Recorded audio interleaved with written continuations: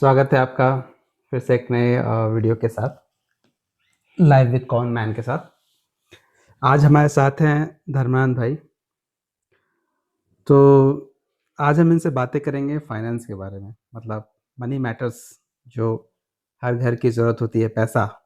तो हम आज बात करेंगे पैसे के रख रखाव, ये सब के बारे में बात करेंगे।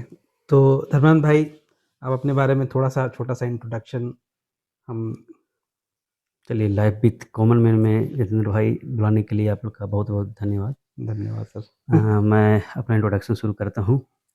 मैं कुमार धर्मानंद, मैं एक आईटी प्रोफेशनल हूँ और 14+ ईयर से मैं अपनी सेवाएं आईटी मार्केट के लिए दे रहा हूँ।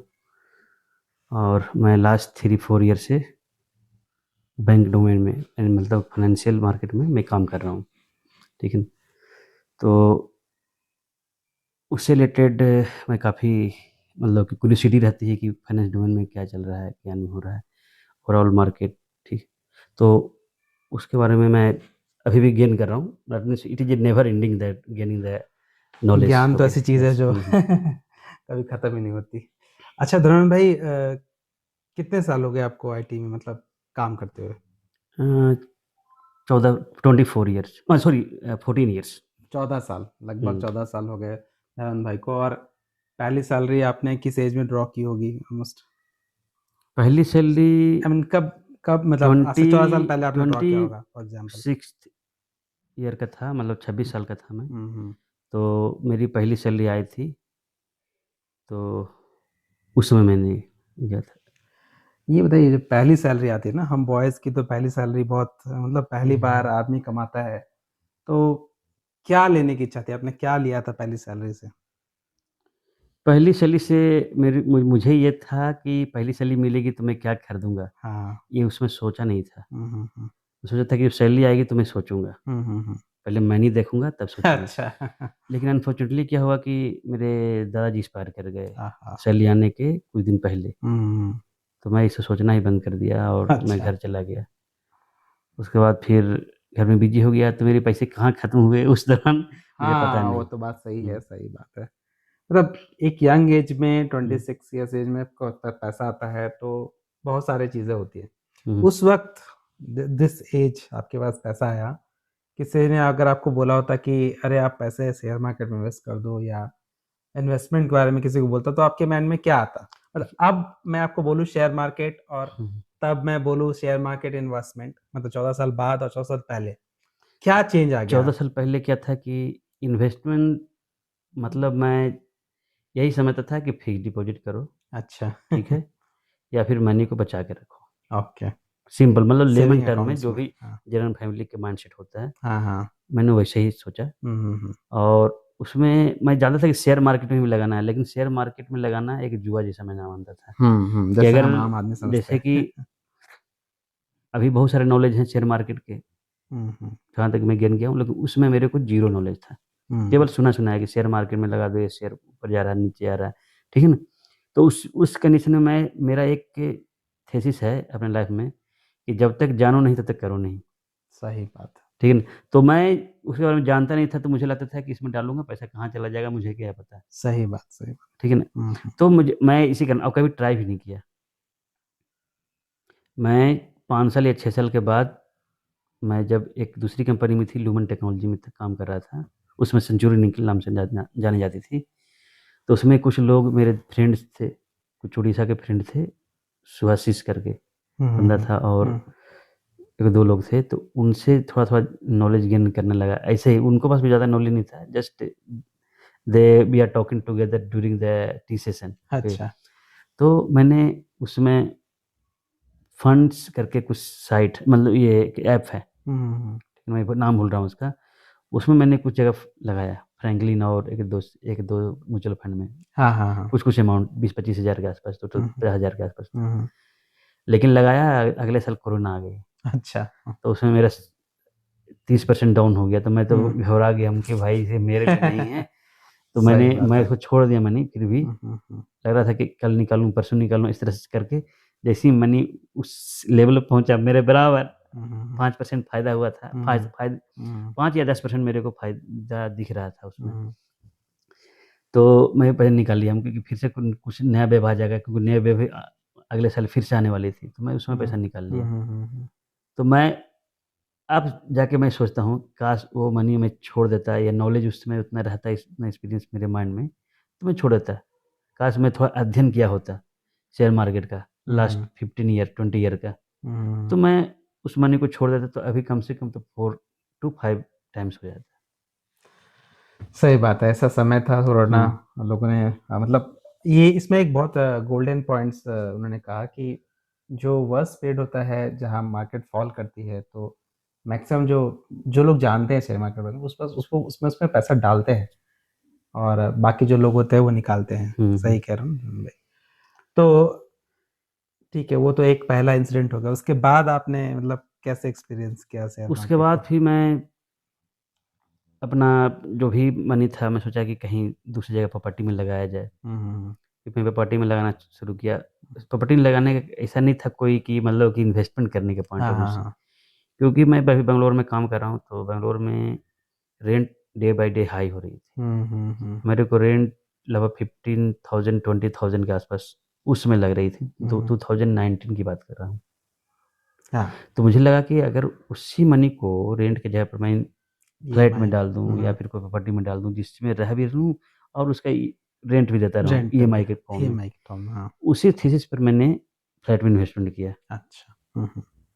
और फ्लैट में ऐसे लोकेशन में ढूंढ रहा था कि जिससे आसपास मतलब कि 10 से 15 किलोमीटर के आसपास में ही कनेक्टिविटी अधिकतर अच्छी हो। कंपनी हो, 60-70%। तो मैंने ऐसे में इन्वेस्टमेंट किया और अभी कंटिन्यू है। तो उसमें डिसीजन जो भी कहें कहें वो लक था 50%, 50% सही डिसीजन मैंने लिया था। दोनों अच्छा। का मिक्सचर था। और बाद में फिर मैं शेयर मार्केट का अध्ययन करने लगा, म्यूचुअल फंड का अध्ययन करने लगा इन्वेस्टमेंट पॉइंट ऑफ व्यू से, क्योंकि उस समय मेरी एज शायद 35-36 ईयर थी। मतलब कि थोड़ा लेट थोड़ा लेट हुआ था।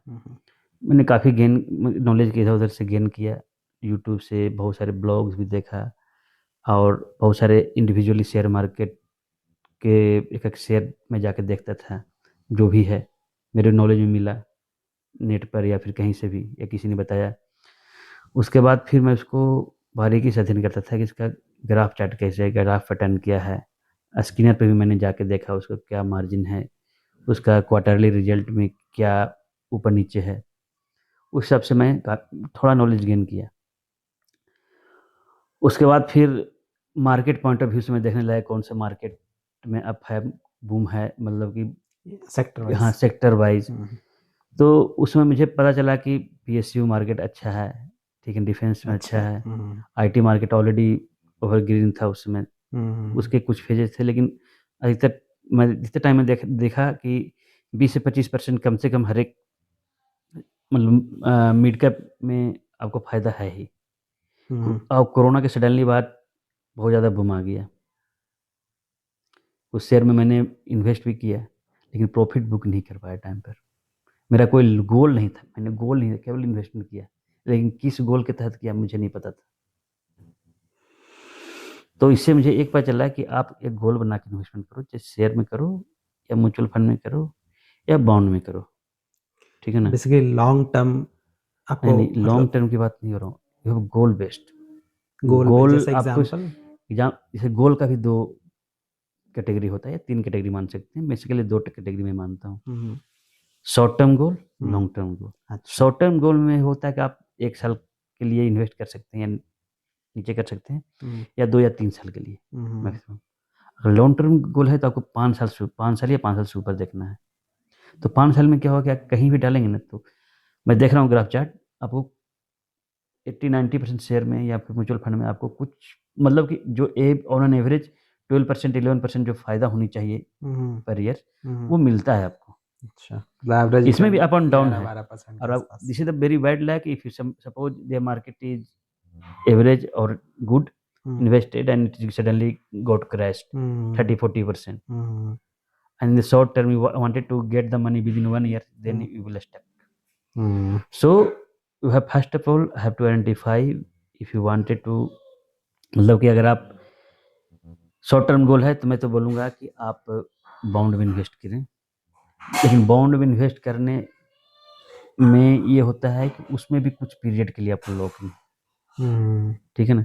लेकिन वो शॉर्ट टर्म गोल के लिए बेटर मैं नहीं मानता। शॉर्ट टर्म गोल मतलब 3 साल 4 साल के लिए अवधि में कोई मिलता है अच्छा फंड तो उसमें लगा सकते हैं। लेकिन अगर आपको लगता है कि मैं सडनली मनी चाहिए within 1 years, then don't go to the share market और mutual fund. For my point of view, go to the FD, fix deposit, fixed deposit और डेब्ट fund. Debt. Okay, the fixed deposit माने क्या होगा कि आपको money कभी कहीं जाएगा नहीं, आपको 6-7% ऑन एवरेज आपको मिलेगा ही। डेब्ट फंड में आपको भी 6-7-8% मिलेगा, लेकिन हल्का सा फ्लक्चुएशन उसमें होता है, ज़्यादा नहीं होता है। Almost it is linear. एक बात बताइए, हम तो आम आदमी, जैसे आम आदमी के लिए सबसे सेफ इन्वेस्टमेंट किसको मानते हैं? मतलब आम आदमी जैसे एवरेज लोग किसको सबसे सेफ इन्वेस्टमेंट मानते हैं? तो पहले आपको समझना पड़ेगा कि एवरेज आदमी सोचता क्या है, क्या सोचता है। सोचता है कि मनी कहीं डालूं, कम से कम लॉस ना हो, हाँ, डूबे नहीं। डूबे नहीं। डूबे नहीं। इसी कारण आप एक आदमी को इसे पकड़िए या फिर जानने की कोशिश कीजिए जिसको शेयर मार्केट या फिर कोई इन्वेस्टमेंट का नॉलेज नहीं हो। हाँ हाँ। वो क्या करेगा? वो सेविंग अकाउंट में पैसा डालेगा, वो भूल जाएगा, बोलेगा कि मेरे पास पैसा है। लेकिन वो ये नहीं जानता है कि मेरा इन्फ्लेशन कैसा चल रहा है। आप देखेंगे on an average 10 year 15 year का इन्फ्लेशन तो आपको 6-7% है ऑन एवरेज। लास्ट ईयर का मैं कुछ डेटा नवंबर में देखा था तो 4.25 था।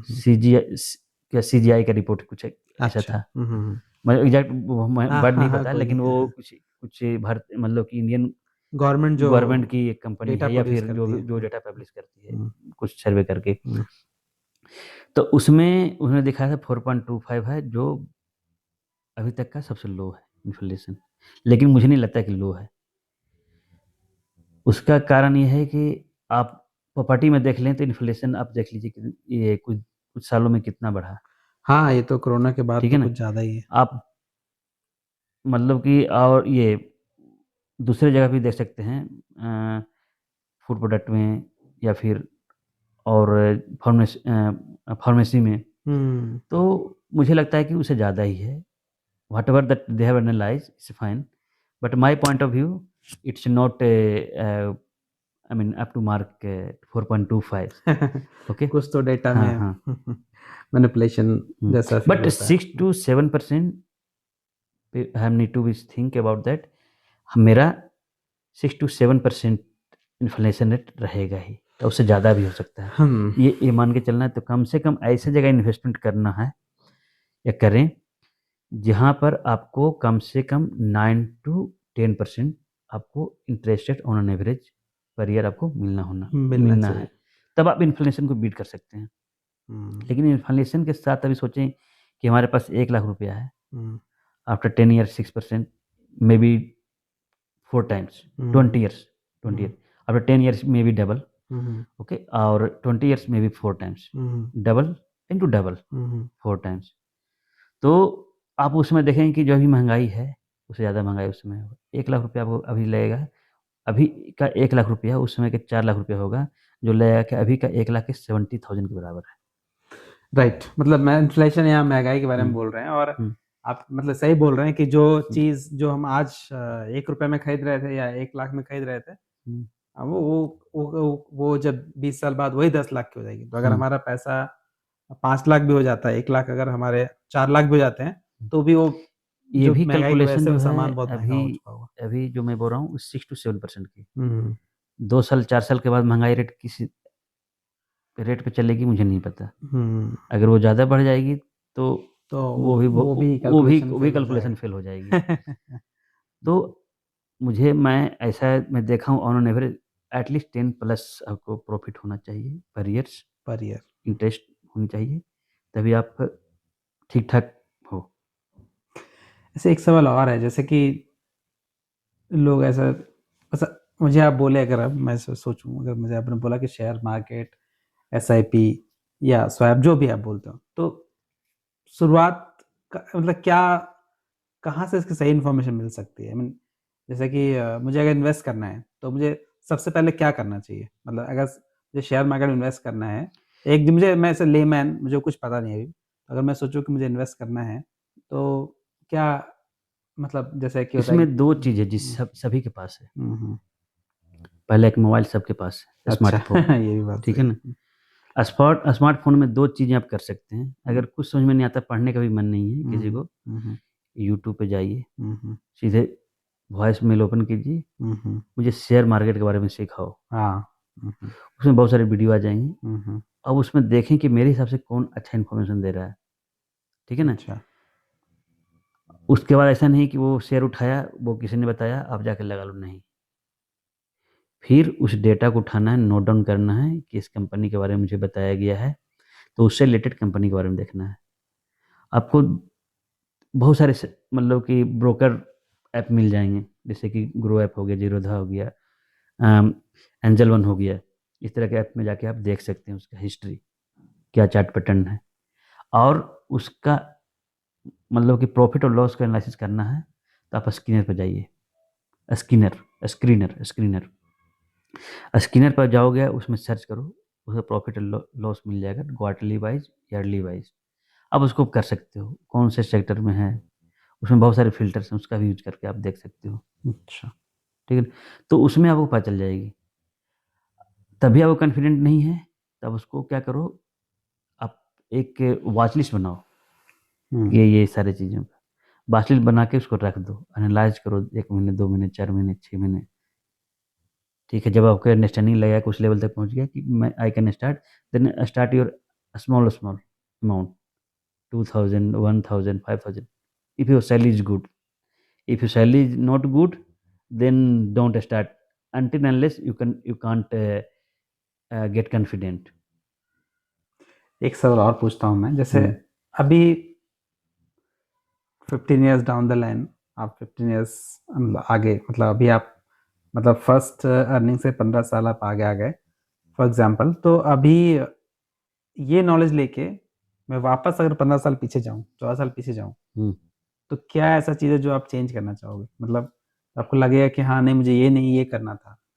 मतलब जो यंग जनरेशन है, मतलब हुँ, जो हुँ। अभी के जनरेशन्स हैं, तो वो अभी यंग है, वो आए नहीं। लेकिन हम, मतलब इस जो आपके पास अभी नॉलेज है, जो फाइनेंस के बारे में या शेयर मार्केट के ऊपर, वो अगर वही मैंने नॉलेज लेके मैं अगर वापस 15 साल पहले जाऊँ, तो मैं क्या चेंज करना चाहूँगा? आप क्या चेंज करना चाहोगे? मैं एसआईपी स्टार्ट कर दूँगा, अच्छा, सिंपल।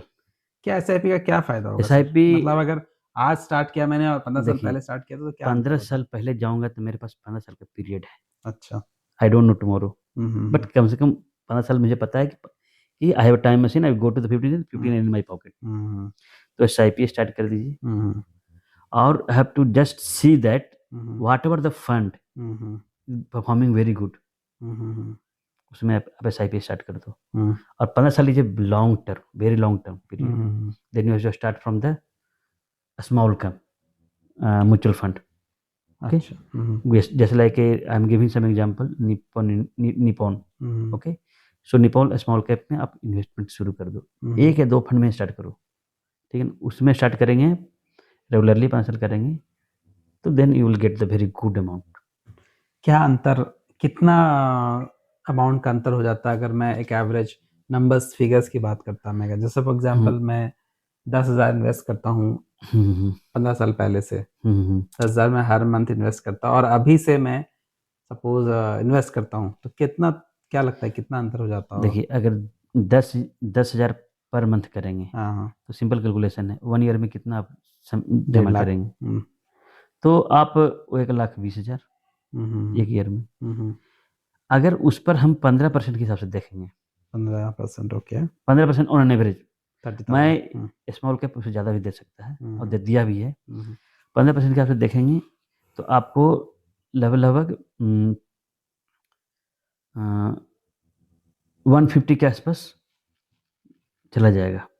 ठीक है, ये ठीक है कैलकुलेशन ना? मैं उनको छोड़ देता कैलकुलेशन हूँ। कैलकुलेशन इस कैलकुलेशन हाँ, अभी क्या है कि 2 लेकिन तरह ह्यूज कैलकुलेशन डिफरेंस हो जाएगा, ह्यूज बहुत ज़्यादा डिफरेंस हो जाएगा भाई क्योंकि काफ़ी डिफरेंस हो जाएगा। मतलब काफ़ी जो आप लेकिन आप आने ईयरली वाले समय एक में भी एक नहीं ईयर में से कैप्चर कर कैलकुलेशन पाओगे। सही नहीं है। हुँ, हुँ। तो मतलब कि आप 15 ईयर के बाद देखेंगे ना, तो हम्म। आपका मनी कम एटलीस्ट ये 5 to 6 टाइम हो जाएगा। और एसआईपी सिर्फ कंपाउंडिंग में बढ़ती है, तो ये भी हम्म। एक अच्छी बात है। हम करेक्ट। लोग सिंपल इंटरेस्ट पे ना हम्म। कैलकुलेट करें, हम्म। ये भी अच्छी बात है। अभी जो मतलब नए जनरेशन आ रहे हैं, मतलब जो जेनजीज हैं, जो पास आउट होंगे कॉलेज से या स्टार्ट अर्निंग हम्म। करेंगे, उनके लिए आप क्या सजेस्ट करोगे, मतलब क्या पास आउट होगा? होकर करे, जो करने वाले हैं को मैं यही सलाह दूंगा कि if you have good knowledge hmm. and someone in your family given some good knowledge or you hmm. gain from your own, hmm. then you start from the first salary, some investment 1000 2000, hmm. okay, at least अपने आप को आदत दिलाओ। हम्म। अगर एक और आदत पकड़ लोगे तो लगेगा कि भैया ये आदत मेरे लिए बहुत फलदायक था। 20 साल 25 साल 30 साल के बाद जब रिटायर होगे तो आप एक बर्गर कम खाओ, एक हम्म। सिनेमा कम देखो, उसको इन्वेस्टमेंट डालो। मेरा यही मानना है। हम्म। उसमें क्या होगा कि आप 1000 is a very small amount but you will get the habitual. जैसे बच्चे को एक बार पढ़ने का दिला देते हैं ना आधे हाँ घंटे, हाँ। तो उसका रिजल्ट 2 साल 4 साल के बाद लगता है कि नहीं भैया अभी 3 घंटे पढ़ रहा है, अच्छा। 4 घंटे पढ़ रहा है। हम्म। फिर पेरेंट को एफर्ट कम देना पड़ता है। लेकिन आप उसी समय आदत उसको नहीं दिलाएंगे ना, तो 3 साल 4 साल के बाद उसको बहुत ज़्यादा एफर्ट के साथ पढ़ाना पड़ेगा। वही बात अपने आप को है। आप जैसा अपने आप को आदत डालेंगे, जिस लाइन पर डालेंगे, और जो आपको लगेगा कि हमारे लिए मतलब कि पोर्टेबल है ये मेरा आदत, तो उस आदत को लगाना सीखें। और आप इनक्रेज करें अपने आसपास के लोगों को जो आपसे कुछ गेन करना चाहते हैं। हम्म। ठीक है ना? तो इसमें क्या हुआ कि अभी क्या है ना कि हम लोग सैलरी वाले कमाते हैं, कमा रहे हैं, लेकिन लगता है कि मैंने कुछ ज़्यादा बनाया नहीं। क्यों ऐसा लगता है? क्योंकि मैंने सही तरीके से सेव नहीं किया है। हम्म। मैंने सेविंग अकाउंट में रखा या फिक्स डिपॉजिट में रखा। तो उसमें क्या है कि उस सारी चीज़ों में आपको ज़्यादा बेनिफिट, मतलब पैसा उस लेवल में नहीं बनेगा और इन्फ्लेशन को बीट नहीं करेगा, इन्फ्लेशन के बराबर ही रहेगा। हम्म। मतलब पैसा 10 साल बाद भी जो उतना ही रहेगा। आप पहले जैसे फील करते थे, बाद में भी वही फील करेंगे कि भैया यहाँ पर हमको पैसा चाहिए था, यहाँ चाहिए था। ठीक है ना? लेकिन अगर सही जगह इन्वेस्टमेंट करते हैं, सही डायरेक्शन में, और आगे थोड़ा कष्ट करके कि तो भैया हम्म। 2 चीज़ें कम खरीदूँ, हम्म। तो आपको आगे बहुत फ़ायदा होगा। फ़ायदा इन द सेंस प्रॉफिटेबल रहिएगा। हमारे पास हम्म। इतना मनी होगा कि you can't take debit from the some person. Hmm. मतलब कि आप लोन लेना नहीं चाहेंगे। अभी क्या है कि मैं देख रहा हूँ, जिसमें मैं भी था, जैसे कि जैसे कि आप लोन लेके सारे चीज़ें कर रहे हो। हम्म। एक फ्लैट, एक कार है आपके पास, तो फिर क्या होता है कि आप क्यूरियोसिटी होता है कि यार वो अच्छा सोसाइटी है, एक फ्लैट उसमें भी होना चाहिए, हाँ। आप उसमें ले लेते हैं। लेकिन क्या है कि अगर आप समझ लो कि आपकी सैलरी है 1 लाख रुपया, हम्म। आप 50,000 या 40,000 आप उसमें आप दे रहे हैं, मुझे पता है कि उसका भी प्राइस बढ़ेगा, 1 से 2 करोड़ हो जाएगा 5 साल 6 साल के बाद। हम्म। ठीक है ना? लेकिन आपका 20 साल के लिए अगर आप लोन लेते हो, तो 20 साल के बाद उसको 2.5 गुना पे करोगे, 3 गुना पे करोगे।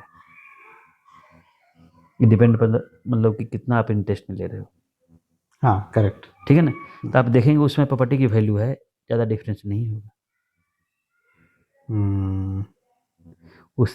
अगर आपके पास मतलब कि प्रॉपर मनी नहीं है कि I will give that, then you wanted to live there, then आप जा सकते हैं कि भैया मतलब कि रेंट के आसपास में मैं ईएमआई दे सकता हूँ इसको लोन लेने के बाद, तो यू कैन गो। एक और क्वेश्चन था, what is the biggest financial mistake, मतलब सबसे बड़ी फाइनेंशियल गलती आम आदमी क्या करता है? आई मीन मतलब जो हर आदमी, एवरेज आदमी कर ही देता है ऐसा। हाँ, देखिए पहले क्या करता है, जो किसी को भी जॉब होता है ना, तो वो 99% लोग सेटिस्फाई नहीं होता है कि इट्स माई गुड सैलरी। ये बहुत बड़ा। बात तो सही है। अगर किसी बंदे को 30,000 रुपया का महीना शुरू हुआ, हम्म। उसको लगेगा कि भाई 10 साल का एक्सपीरियंस, उसका उससे 10 साल सीनियर पर्सन से कंपेयर करेगा, या फिर आसपास के लोगों से, फैमिली में, कि उनका तो 1 लाख था, मेरा 30,000 रुपया है, तो it's not a good time to start the investment. वो क्या करेगा, उसको पैसे को या तो फिर सेविंग में छोड़ देगा, 10,000 5,000 जो भी है, लॉन्ग टर्म छोड़। तो आपको पहले सोचना चाहिए कि पैसे से पैसा कैसे बनाऊँ, हम्म इसमें खोजिए। अगर कोई नहीं बताता है या फिर बिलीव नहीं कर रहे हो, आप खुद खोजिए, आपके पास गूगल है।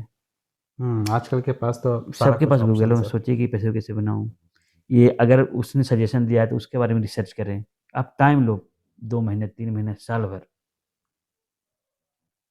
लेकिन स्टार्ट करो इन्वेस्टमेंट। कम से कम म्यूचुअल फंड में तो एसआईपी ज़रूर करो भाई, मेरा यही मानना है। इससे क्या होगा, आपको बोला ना, इसमें मैंने आपको सारी चीज़ पहले बता दिया कि आप अपनी आदत सही लगाओ। आप आदत सही लगाएँगे, वो आदत आपको अच्छी जगह पहुँचाएगा, अच्छा मनी बना के देगा। अभी आप 30,000 पर 5,000 रुपये एसआईपी करेंगे, 17 होगा, 10 करेंगे, लाख होगा, आप 15-20 कर सकते हैं। लाख के ऊपर अगर मान लेते हैं आपने कहा ईएमआई 30,000 रुपये जा रहा है, हम्म आपका खर्चे हैं 50,000 रुपया, फिर भी 20,000 आप बचा के उसमें इन्वेस्ट कर सकते हो। हाँ। अगर फिर मनी आपको बढ़ती है, सैलरी बढ़ती है, तो हम्म, वो सारा का सारा बचत होगा। इन्फ्लेशन 6% बढ़ेगा, 6,000 बढ़ेगा, हाँ। लेकिन बाकी बाद में आपको 20,000 रुपये बढ़ेगा, तो 15,000 रुपये क्या करोगे आप? 12,000 रुपये क्या करोगे? 12,000 रुपये सिर्फ 30, 30, 30, इन्वेस्ट 30, कर हाँ, सकते हैं। कर सकते हैं। और दूसरी गलती ये होता है कि अपने सबसे बड़ा ट्रैप, जो कॉमन मैन क्या होता है ना, दिखावे में चला जाता है। हाँ। उनके पास 2 करोड़ का प्रॉपर्टी है, मेरे अच्छा। पास प्रॉपर्टी ही नहीं है। हम्म प्रॉपर्टी होगा तो कम से कम ऐसा प्रॉपर्टी लूँ, 20, 25, 30 साल के लिए मैं लोन पर ईएमआई पर ले लूँगा। नहीं, नहीं, आपको जो कंफर्टेबल है, आपके बजट के अनुसार है, कम से कम ईएमआई में जाएँ। मेरा मेरा सु मेरा मेरा अपना कैलकुलेशन है। मैं भी कहीं से इंस्पायर हुआ था, नेट पर से ही, तो उनका कैलकुलेशन कुछ डिफरेंट था, तो मेरा कैलकुलेशन ये है ना, 30, 30, 40, मतलब कि 3:4 का रेशियो में आप पैसे को ये करो, डिवाइड कर यूज सकते करो। हैं। 30 मीन्स 30 ईएमआई आपको से ज़्यादा नहीं होना चाहिए। 1 लाख कमा रहे हो तो 30,000 ज़्यादा ईएमआई नहीं होना चाहिए, 30% से ओवरऑल। ज़्यादा ईएमआई नहीं होना चाहिए। और 30,000 रुपया खर्च कर रहे हो, हाँ। 30,000 रुपये 30% खर्च आप करो, एक्सपेंस में खर्च करते हैं आप। अब 40,000 बचाओ। 40% आपको सेविंग करनी अगर है। आपको 40,000 नहीं बचा पा रहे हैं तो हाँ। स्वैप कर दो 30,004 हम्म 30,040 को। 30,000 आपको ईएमआई ज़्यादा नहीं होना चाहिए। हाँ। 40,000 खर्च करो, लेकिन 30,000 रुपये बचा के रखो। और 30,000 रुपया ही क्यों बचाने के लिए मैं बोल रहा हूँ, क्यों? ईएमआई 30,000 रुपये दे रहे हो, 30,000 रुपये बचत होगा। अगर मान लेते हैं आपको सडनली जॉब चला गया, हाँ हाँ आप बचा के रखोगे, वही तो हाँ। काम दे देगा। बात तो सही। बात तो सही। समझिए ना? तो मेरा ये कम भी बचा सकते हो, फर्स्ट टाइम में तो। कम बचा सकते हो, हम्म लेकिन कम आज बचाना शुरू किए, हम्म, कल ही जॉब चला गया तो फिर क्या करेंगे? सही बात है। सही बात। तो इसी कारण मैं इसी कारण बचाने के लिए बोलता हूँ कि आपके पास एक इमरजेंसी फंड होनी चाहिए। अगर आपकी मान लेते हैं कि 1 लाख की सैलरी किसी की है, तो उनके पास कम से कम तो 5 से 6 लाख रुपया उनके पास होनी चाहिए। होनी चाहिए। समझिए, 5 से 6 लाख रुपया जो होनी लिक्विड चाहिए। फॉर्म में होनी चाहिए। हाँ, लिक्विड आपके पास सेविंग या डेबिट अकाउंट में होनी चाहिए। हम्म उसको जब चाहें तब 2 मिनट में निकाल लें या लिक्विड कर ट्रांसफ़र सकते कर हैं। दें। तो ये बहुत ज़रूरी है, इमरजेंसी फंड। और जो ये सैलरी पर्सन है, उनको तो कहीं आपको लाइफ इंश्योरेंस करवा के रहना चाहिए, टर्म इंश्योरेंस करवा के रखिए। हाँ, टर्म इंश्योरेंस तो बहुत टर्म इम्पोर्टेंट इंश्योरेंस ही बेटर है। बेटर है। ये 2 चीज़ें बहुत ज़रूरी है।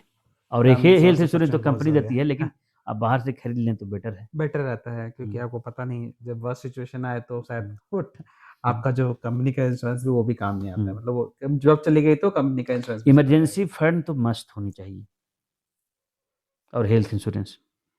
टर्म इंश्योरेंस जितना जल्दी आप शुरू करेंगे उतना फ़ायदा है। उतना अच्छा है, हुँ, क्योंकि टर्म इंश्योरेंस और जनरल इंश्योरेंस अलग होता है, बट टर्म हुँ, इंश्योरेंस आप पढ़ सकते हैं नेट पे, बहुत हुँ, कुछ हुँ। डिटेल दिया गया है। ये थे हमारे साथ धर्मानंद भाई, इन्होंने फाइनेंस की अच्छी नॉलेज हमें शेयर की। ये नॉलेज सभी को मिलेगा अभी हमारे चैनल के थ्रू। थैंक्स धर्मानंद भाई आने के आने के लिए लिए। धन्यवाद जितेंद्र भाई। Don't forget to like and subscribe. Yeah.